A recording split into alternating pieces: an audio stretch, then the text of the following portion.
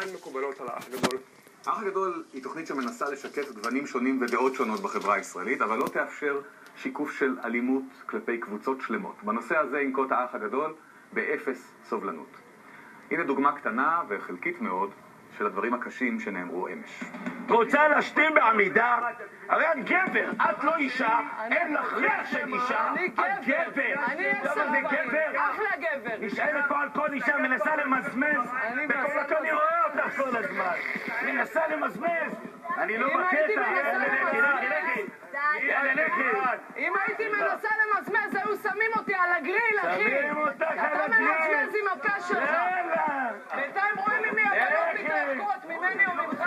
מוטה, ממך אני מתרחקות נשוי. הבנות. את תמותי רווקה. אני אמות למה זה תמותי רווקה? נכון, אתה לא יהיה לך ילדים, לא תהיי נשואה. אל תראה, למה? אני מזמין אותך את לברית של אישה הבן שלי. בגוף של גבר. יפה, אני אישה בגוף של גבר. כן. ככה ואני גאה במה שאני. מעניין אותי לאיזה אלוהים את מתפללת ועושה ככה. ביום שלישי אתה תראה, אח שלי. מה את אומרת לו? ברור שעשה אני אישה או ברור שעשה אני גבר? ברור שעשה אני אכבר גבר, אחי. מי אתה בכלל? מסכינה? את לסבית הכי מגעילה שקיימת. נכון, את מבינה? נכון. הכי מגעילה.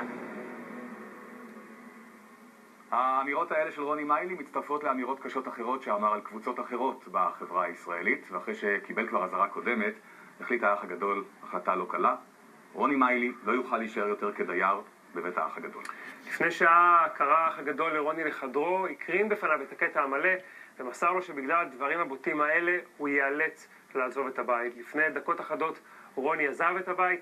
את כל האירועים שהביאו לכך ואת השיחה שלו עם האח הגדול נראה לכם בתוכנית מחר. ומאחר שרוני עזב את הבית אפשר להפסיק להצביע לו, כמובן שכל מי שסימס לו בהדחה הזאת יקבל את כספו בחזרה. ההצבעה לשאר הדיירים נמשכת כרגיל. אז עכשיו בואו נחזור אחורה את רשימת ההדחה ונראה את מי העמידו הדיירים להדחה ולמה.